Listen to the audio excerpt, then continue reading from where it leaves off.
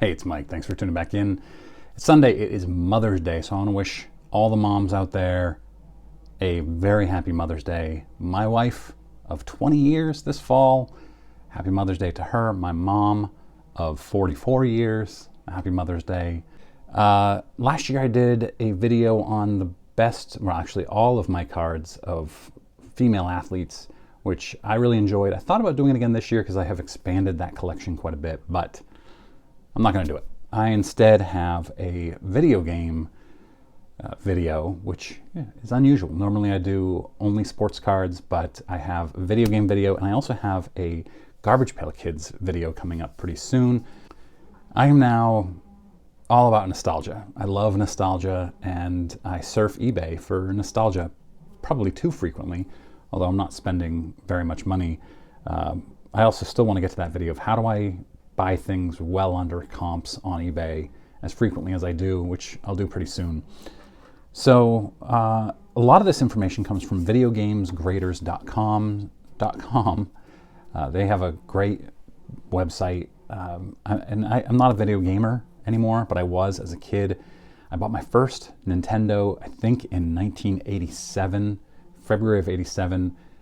I got my birthday, I got like $150 in cash for my birthday, and I went to a store called Stewart's at the Cook's Corner Mall in Brunswick, Maine, and I bought myself a Nintendo with a couple of games.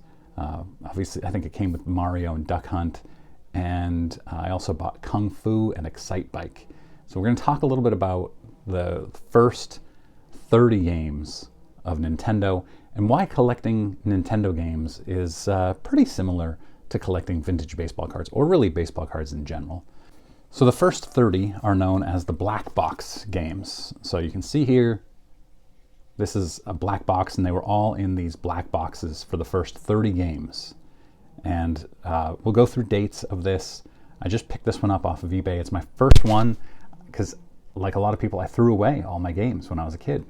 When I grew out of them, I upgraded to a Super Nintendo, probably gave them away or threw them away, sold them. Who knows? I really don't remember. So the Nintendo came out in the fall of 1985 in the United States. They released 17 games, all in black boxes at that time. They actually, because it wasn't very popular initially, they offered to buy back anything that didn't sell in order to get retailers to take them on hand and try to sell them. So they printed only about 10,000 copies of each of the first 17 games and shipped those out. So those first, and there are variations we're going to talk about here. Those first variations are very rare, as you can imagine, because most people opened the game, they threw away the box, they threw away the instruction manual, and eventually got rid of the game. And so a lot of these games are very old. The cartridges, though, are very easy to find. So you might remember they came in these little black sleeves, like baseball cards do, and then you take them out, and nowadays it's easy to find these, what you might call raw. They're available all over eBay without the boxes. What I want is some of the black box games complete in box, and this one is not complete because there's no manual inside, but that's okay because I really just want, I'm not going to play it, never going to play it. I just want the boxes displayed in my space. I think it's fun. I think it's cool. In fact, I'd be happy just to buy the boxes, but those are hard to find without the games, so I'll take the game too. In the fall of 1986, Nintendo added 10 new black box games. Black box games. It's hard to talk today. And then in early 1987, they added 3 more, bringing it to a total of 30.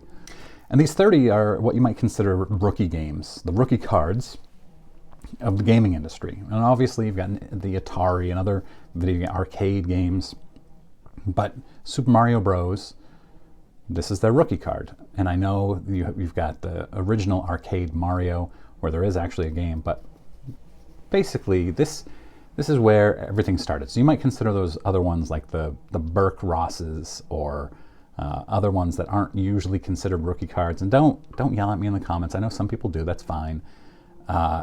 But Yeah, these are what you might consider the rookie cards or rookie games of Donkey Kong and other examples like this. And it's huge for nostalgia. I love the nostalgia of it. I actually went, we'll get to a couple of these games, but I went to YouTube, and here we are on YouTube, and I searched for certain games, and I watched the video and listened to the music, and it's just, the nostalgia washes over you as you do that. So the first variations of these games had a matte sticker that kept them closed. So the matte sticker would have been right here. There was no shrink wrap at the time. There was also no TM trademark, which would have been right here. There is a punch tab, as you can see here on the back. There is a punch tab for a hanger, kind of like hanger packs, hanger boxes that the retailers would put up on the little hanger in the shelves. And then the second variation came out in early 1986, where there was a glossy sticker instead of a matte sticker. Still no shrink wrap. And then if you peeled off the sticker, it would say void if you peeled it off carefully. The third variation came out in the summer of 1986. They actually started using shrink wrap. And so, you're kind of looking at some error cards, sort of, or where you might find yellow ink in the player's name or a team name instead of white in some variations. So this is how you can tell which ones are the oldest, which ones were the first. The fourth variation came out in the fall of 1986. They started adding a code that says NESGP on the back, NESGP. And then, fifth one, in early 1987, fifth variation, which is what this one is, has the NESP and then a BA here for baseball. And obviously each game has its own code, NESPBA. So I've got the fifth variation of baseball. And baseball is one of the original 17. I'm going to talk about what those 17 are here in a few minutes. And then in the sixth variation, summer of 1987, they added the trademark here. You can tell that this is not the sixth variation because I don't have that trademark variation. And then in the seventh variation in late 1987, the hang tab on the back is gone. At this point, production numbers are high, so those are very, very common. The eighth variation in 1988 into 1989, they added a Rev A code on the lower right, and then they changed the games from 5 screw. You can count the screws on the back here: 1, 2, 3, 4, and 5. There are only 3 screws on the back of the 3-screw games starting in 1988. The ninth variation, 1989 into 1990, the circle of quality, as you can see right here, and again on the back, became an oval of quality. So I want only these older variations, because those are the ones that I had, those are the ones that I played in the mid to late 80s. And then there are other variations like Gumshoe and Balloon Fight could have a glossy sticker and a matte sticker over it, or vice versa. And nobody really knows why. So the original 17 can exist in all of these variations, but the second group of 10 only exist in 7 of the variations. And those ones start with the glossy sticker.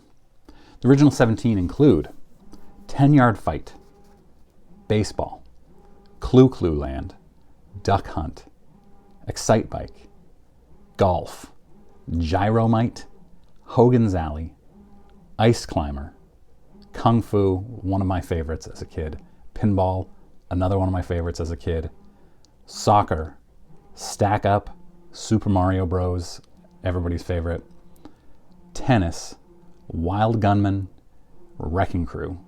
And I forgot to mention, when I mentioned Excite Bike, I played so much Excite Bike. I remember how sick of it I got. When people would come over and they'd be like, let's play Excite Bike, I'd be like, ugh. I played it so much, but I loved that game for a long time. Then the next 10 games that came out were Balloon Fight, Donkey Kong, Donkey Kong 3, Donkey Kong Jr., Donkey Kong Jr. Math, Gumshoe, Mock Rider. The original Mario arcade series game came to Nintendo.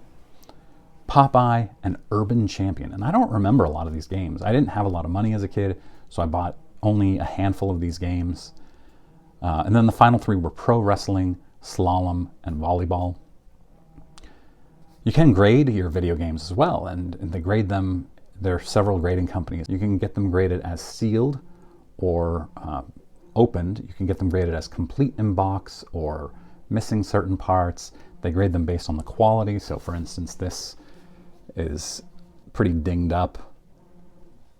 This was not expensive at all because of the quality of it, and it's missing manual. And that's, I really don't care. I'm not going to get these graded at any point in the near future. I just wanted to put them up on my my shelf.